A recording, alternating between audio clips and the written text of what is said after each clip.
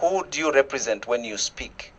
That question is coming through, and I think it's difficult for me to keep ignoring it. I represent the board of National Water Corporation and Pipeline Corporation. There was a clear indication that the National Water Conservation and Pipeline Corporation was a divided house.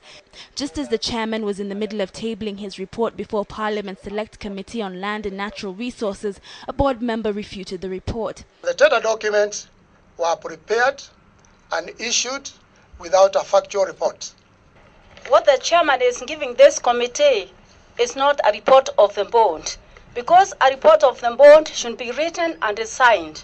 Confusion that lasted over 30 minutes, leaving committee members no choice but to adjourn the meeting until the board arrived at an agreement on what reports to table. It seems it's a divided family, and the chairman himself confirmed to this committee that the family is intact. Why has the board allowed itself to waste the time of honorable members of parliament and of all of us? Because who then is the owner of that information that we have been given if a board member is prepared to dissent and say that is not a board report?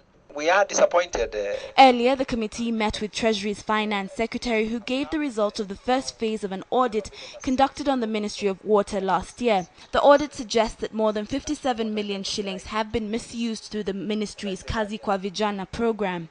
Expenditure on areas not related to KKV program. This is what we call ineligible expenditure, Mr. Chairman. The Water Ministry and its parastatals Tanathi Water Services Board and the National Water Conservation and Pipeline Corporation have been accused of massive corruption. Water Minister Charity Ngilu is also under investigation over alleged conflict of interest in the award of tenders and contracts to companies associated with her relatives and irregular procurement and tendering procedures for the construction of dams and boreholes amounting to hundreds of millions of shillings. Catherine Omwando, KTN Prime.